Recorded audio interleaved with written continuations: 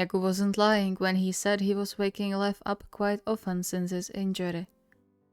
The headaches often tortured him day and night without difference, and while they were getting more sparse thanks to medication, the pain was still unbearable when it hit, and Yaku was getting worried.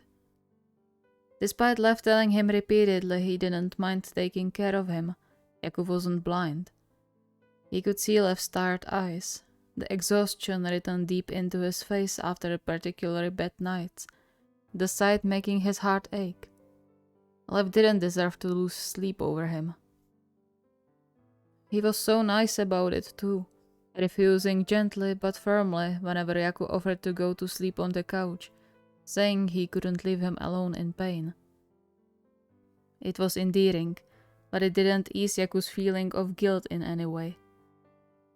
For that reason, he decided to pretend to go to sleep earlier that day, so he didn't have to actually wake Lev up during the night. All he had to do was to wait for his lovely beanpole to come home from his latest photoshoot. A photoshoot that was taking a bit too long for his liking. Not that he didn't wish Lev success, nothing of that sort. He was proud of what his boyfriend achieved so far and believed he had a bright path ahead of him. The only thing he could live without were all the other models sometimes hanging all over Lev. He knew it was their job, and in the end he had no trouble admitting Lev was gorgeous. But still. He narrowed his eyes at Lev's previous job, an ad for some upcoming collection of who knows which brand, and on the other guy by Lev's side with his arms wrapped around his waist. Lev looked amazing as always, even though his professional smile had nothing on his real one, but the guy was smirking too confidently in Yaku's opinion. Always so damn close. The man was just a bit too handsy with Lev, and Yaku was fuming when he saw the picture for the first time. Lev, on the other hand, laughed and patted his head, blabbering something about Yaku being cute when he was jealous. Stupid Titan. Of course that's the only thing he takes from it. Sighing, he rubbed his temples, already feeling the pain starting to spread through his skull. He wishfully looked at the clock, only to get disappointed again when he realized he couldn't take another painkiller for at least another 2 hours. And Lev still wasn't home. Where the heck is he? He's at 8. It's 9 already. He checked his phone, but there were no missed calls or new messages. With another deep sigh, he got up and headed to the bathroom in hopes a hot shower could ease the pain throbbing in his head now.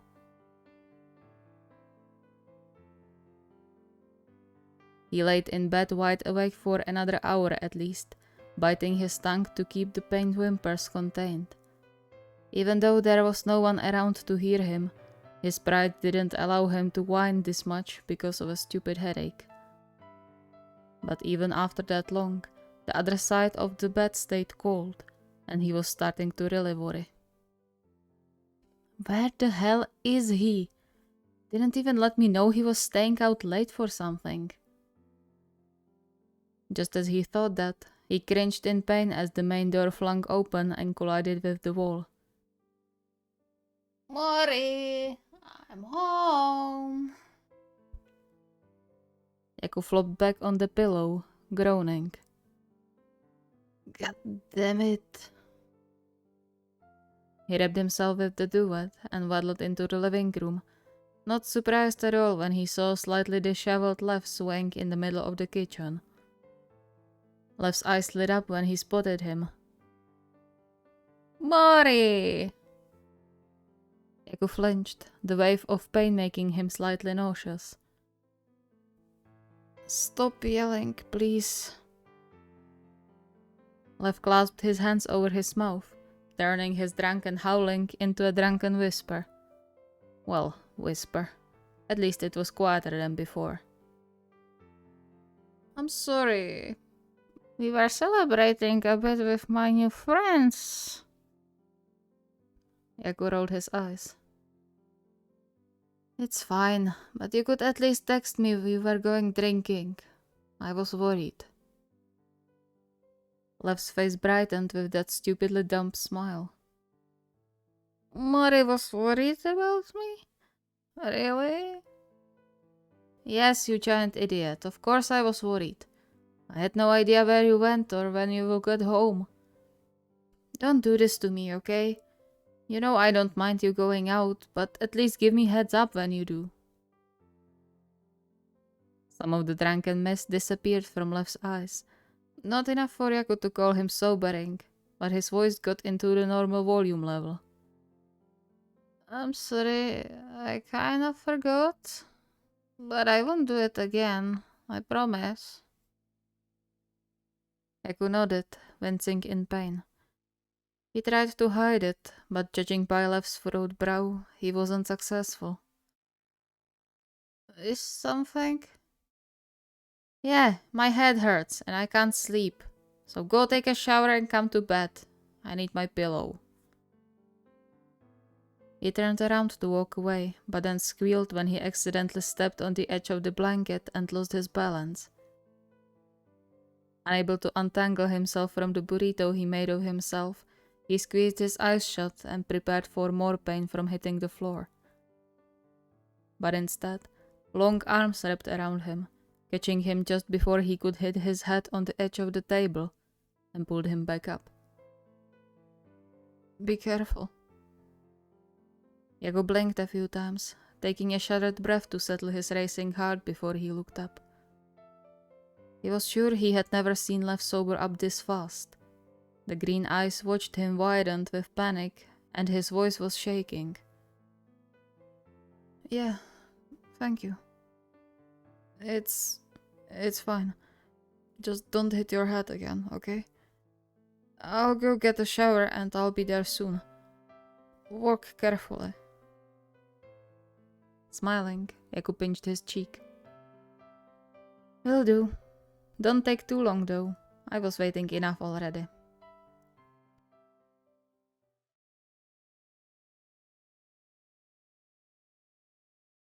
There was a change in the air since the last time Maki did a challenge. He felt it, and he was sure Matsun did too. Fortunately, it wasn't a change for worse like when he did the prank. This was a good one. Despite how much he failed the no challenge, it at least broke the barriers between them left by the prank and its aftermath, and they finally talked about everything properly. And Maki came to the conclusion they were both idiots. But even when they laid out all of their insecurities and anxiety, Matsun still didn't go into much detail about his nightmares. Maki wondered if there was some kind of block in Matsun's head because of them, or if he simply didn't want to tell him about it for whatever reason, but he didn't pry. He didn't want to bring Matsun even more pain by forcing him to open up about it. That wouldn't be worth it. And so he waited patiently, watching Matsun closely for any hint that he needed his help. Like now. He was just about to start the challenge and shake Matsun awake when he realized his boyfriend was lying completely still as if frozen in place, with his back turned to him, not a single sound leaving his mouth. Which was weird since he was the one who snored like a chainsaw. Issei? No answer. He leaned over Matsun's shoulder, just to see his eyes wide open and staring ahead into the wall. His hands were shaking and clenched on the sheets so hard his knuckles turned white. Maki's just constricted. Issei, can you hear me? Still no response. He carefully untangled Matsun's hands from the blanket and rolled him over on his back.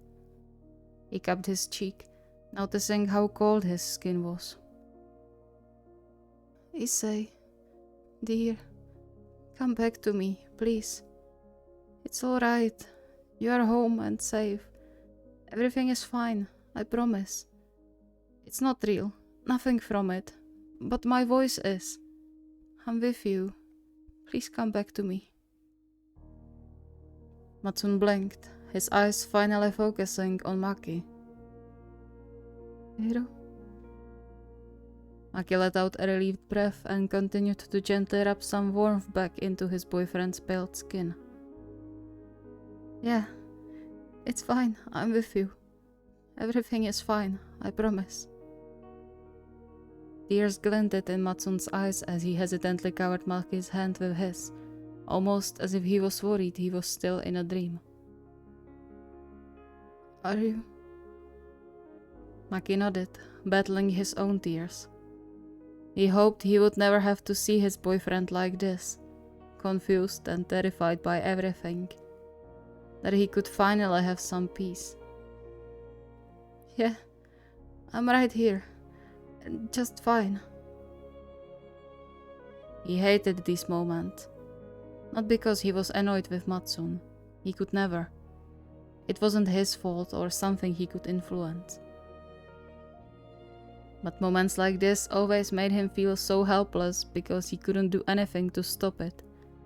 No matter how much they talked about their anxiety and fears, no matter how close he was to Matsun, nightmares always came back, turning his boyfriend into a scared shell of himself. And Maki hated it. He just wanted Matsun to be alright and happy, not terrified of some unknown horror that was waiting for him while he slept. Matsun took a few shaky breaths, squeezing Maki's hand while he slowly calmed down. Maki stayed close, not sure if he could bring Matsun right now or not. He would love to show him he was really there and that he was safe now, but he didn't want to make things worse. And so he let Matsun squeeze his hand instead, and gently wiped his tears away. Better? Matsun nodded. Yeah. I'm sorry, did I wake you up? No, I was already awake. I was supposed to do a challenge, but then I noticed you are away. He paused, biting his lip. Do you want to talk about it? No, please. Not now. It's gone now. It wasn't true. They both knew it. They both knew the images were still in Matsun's head, and that they would come back eventually some other night. But it wasn't Maki's place to pry. He pressed a gentle kiss to Matsun's lips and lay down on his chest, leaning his chin on his shoulder so he could look at him comfortably. Alright, but remember that I'm here if you need me. I'm not going anywhere, and I'll listen to anything you want to tell me. I promise. Matsun's eyes softened impossibly. He wrapped his arm around Maki's waist and pulled him as close to his chest as physically possible. Thank you. I know it must be annoying sometimes. It's not. You can't help it. I just want it all to stop and leave me alone, but it always comes back and I don't know what to do. I know it's just a dream, but it's always so real. I can't... I'm scared that I will wake up one day and realize it was all real. That it really happened and I... Maki hugged him tighter. Shh, it's fine. It's not real, and I'll make sure it stays that way, okay? No matter what horrors your mind shows you, I'll make sure it's not real. He felt Matsun deflate under him and looked up, worried he might have said something wrong. But Matsun just kissed his forehead, rubbing his side with his thumb. I wish it was that easy. But I'm glad you are with me through all this. Thank you, dear. Maki snuggled closer. Always.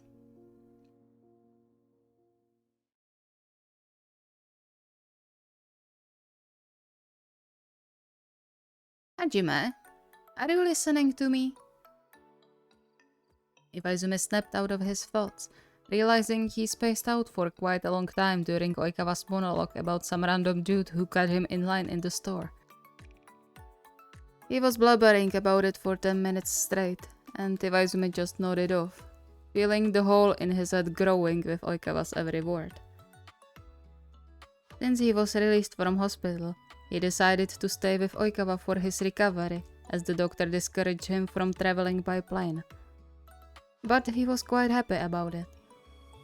At least they could try how would it feel to live together for a longer period of time. Though now, listening to Oikawa's rambling, he started to regret his decision a bit. I am listening. Oikawa raised his eyebrows and crossed his arms over his chest in a challenging manner. Oh really? What was I talking about then? About that guy in the grocery store. No, that was 5 minutes ago. I was talking about our new team manager. Seriously, can't you at least pretend you are interested in what I'm telling you? But I am pretending. Oikawa huffed, clearly offended by his answer, and shook his head in disbelief. That's a figure of speech, Hajime. You are supposed to listen when your beloved partner needs your reassurance. How am I supposed to confide in you when I know you are ignoring me? Iwaizumi sighed and, against his better judgment, made grabby hands towards his pouting boyfriend. Oikawa narrowed his eyes at him, but it didn't take long before he was nested against Iwaizumi's side and wrapped by his arm. I'm still mad, just so you know. This doesn't mean anything. Iwaizumi snickered. Of course, dear. Whatever you say. He became serious again. But please remember that I'm listening to you when you need to confide in someone. I just spaced out a bit because you were talking my brain out, but I'm always listening to you when you are troubled. I'm always here for you. Oikawa blinked in surprise before he snuggled closer to him, sighing contently. I know. Sorry. I know my talking can get annoying. I should be more careful with your hat. I don't want you to get a headache because of me. Iwaizumi smiled lightly. No matter how obnoxious Oikawa could be, he never meant any harm and would rather bite his tongue off than cause him pain. He had to admit Oikawa's talking did sometimes cause him headache, probably as a result of the fall. At first, he didn't want to admit it because he didn't want to hurt his feelings. But Oikawa, being his observant self, quickly picked up on it anyway and was more careful with his rambling since then. And Iwaizumi couldn't possibly love him more. He ran his fingers through Oikawa's hair. I know. Now, what were you saying about the manager? Well, she's quite new to this whole management thing, you know, so I would expect she would be more observing and stuff. But no, not at all. Guess what she did the first thing yesterday? Iwaizumi chuckled. No idea. Enlighten me.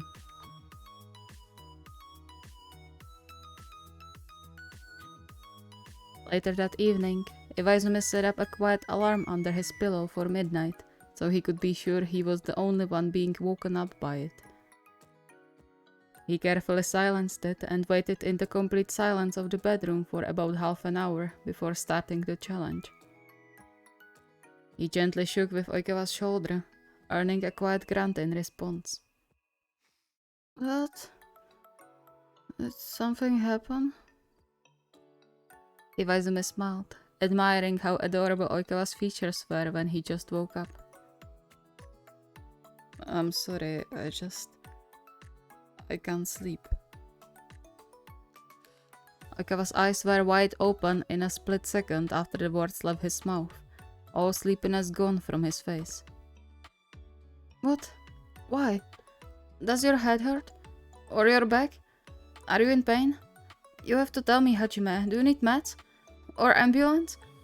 Tell me, I can't help you if you don't... Hey, calm down. It's okay. I'm fine. No pain, no need to panic. It wasn't completely true. His back did hurt a bit from his sleeping position, but that was nothing to worry about. Oikawa watched him for a moment, probably contemplating whether he was lying or not. Okay, then do you want me to bring you something? I don't know, another blanket or something to drink? Or I can just hug you if you want. The doctor said it shouldn't be a problem for your back anymore. Iwaizumi raised his eyebrow. Did you really ask my doctor if it's okay to hug me? Oikawa huffed, the pout back on his face as he looked away. I just wanted to make sure I won't make it worse somehow. You move your back when someone hugs you, so I needed to know I won't accidentally hurt you. Iwaizumi's heart swelled. He caressed Oikawa's cheek, carefully pulling him into a kiss. You are a sweetheart, you know that? I'm glad you are here with me, even though I have been holding you back for 2 months now. You aren't holding me back.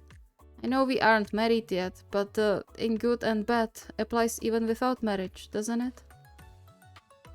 Iwaizumi smiled. You bet. Love you. Love you too. Now, do you want to be a little spoon? Sure. Just help me turn over, please.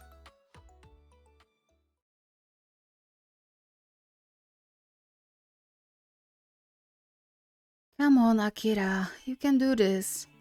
You have a backup plan if something goes wrong. He glanced to his side at Kindaichi, who seemed fully absorbed in the textbook in front of him. It had been the same scenario every evening in the last week, and also one of the reasons why Kunimi felt so bad for forcing his boyfriend to go to sleep earlier than he himself wanted, feeling like he was stealing time from him. It was a silly thought for the most part, he was aware of that.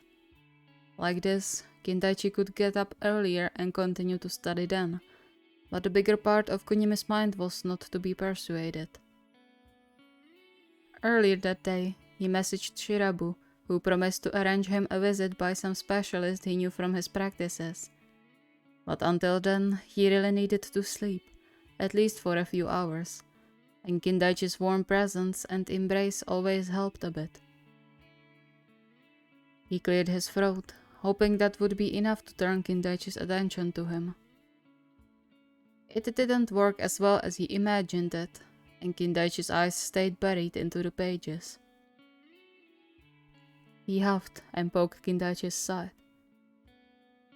You? Are you listening? I asked if you are listening. Kindaichi blinked, tilting his head in confusion.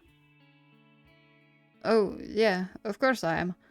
I'm a bit busy, but do you need anything? Yeah, I just... Come on, he's going to marry you one day. Just ask, it's not that difficult. It's nothing. Sorry for bothering you. I can go for it myself. Don't worry about it. A large hand closed around his wrist before he could get up to fetch whatever he might have needed to make everything seem normal. What was it, Aki? If you need something, you can tell me. I'll get it for you. It's not a problem, really. Yeah, but you need to study. I don't want to break your focus with mundane stuff. I have to get used to not having my things handed to me 24/7, right? I need to start getting them myself again. Kindaichi furrowed his brow, obviously not convinced at all. He didn't let go of Kunimi's hand as if he was worried he would run away if he did. Kunimi wanted to if he could, but he would probably collapse after 2 steps from the low blood pressure and vertigo after getting up too fast. I'm serious, you. I can take care of myself. I don't doubt that. I doubt your intentions right now. I know you wanted to ask me for something and backed out last second, but I don't know why. Did I do something to you? Something that made you not trust me with it, or worry I would refuse if you asked? Kunimi's heart sank when he noticed the deeply rooted sadness in Kindaichi's eyes. And you are doing it again, making him worried and overthink for no reason but your stupidity. He covered Kindaichi's hand with his, giving it a gentle squeeze. It's not like that, I swear. I trust you more than anyone in the world. It's just... it really isn't important. I just wanted to ask you for that tea you always make when I'm dizzy. That apparently wasn't the right answer either, as Kindaichi's eyes widened in panic. You're dizzy? Why didn't you say that sooner? Do you need to lie down? No, please calm down. I'm fine. I just like how it tastes, that's all. So, would you make me one? Please? Kindaichi still didn't look convinced, but smiled and cupped Kunimi's cheek. Of course. Wait a few minutes, okay? And don't get up if you are dizzy. I'm serious. No worries. The muffled sounds of Kindaichi mumbling answers to the exam questions carried all the way to the bedroom where Kunimi was desperately trying to fall asleep on his own. He didn't mind the quiet humming. It actually calmed him down knowing Kindaichi was right there. But sleep just wasn't coming to him. He sighed and untangled from the duvet, rubbing his tired eyes. You are a fucking coward, Akira. You are acting like he's going to break up with you just because you need him close to finally sleep. He startled when the bedroom door suddenly opened. Aki, why aren't you sleeping yet? It's late. Kunimi lowered his eyes, taking a leap. I can't sleep. Kindaichi knelt in front of him, taking his hand into his own. Did I disturb you with the talking? You should have said something, I would shut up. No, it's not that. I just... He fell silent, unsure how to continue. Kindaichi sighed and kissed his fingers. Aki, you have to tell me if something is wrong. You know I'll do everything I can to help you, but I can't read your mind. Taking a shaky breath, Kunimi leaned forward to make their foreheads touch, seeking comfort in the contact. I can't sleep recently. I don't know why, but I don't know what to do about it. It helps when you are with me, but I didn't want to annoy you by forcing you to go to bed earlier than you want. He paused, his heartbeat speeding up when Kindaichi kissed his hand again and then climbed on the bed, pulling him to his chest as a little spoon. You, my dear, are a dummy. How many times did I tell you that I will never refuse to help you out when you need something? Especially if it's about your health. Kunimi relaxed and turned in the embrace to face Kindaichi, snuggling closer in the process. I was worried you would think it's annoying. As if cuddling you to sleep could get annoying. He removed a stray strand of hair from Kunimi's forehead and caressed his cheek, a soft smile Kunimi could only describe as love-struck resting on his lips. You should get used to telling me what you need. You know, as a practice for getting married and all that. Kunimi blushed and hid his face in Kindaichi's chest. He still couldn't wrap his mind around it sometimes. It felt almost surreal, but the ring on his finger was a clear evidence it wasn't just a dream. I know. I'm sorry. It's fine. Now try to sleep. I'll be here. I promise. And for once, Kunimi was able to sleep almost undisturbed for the whole night.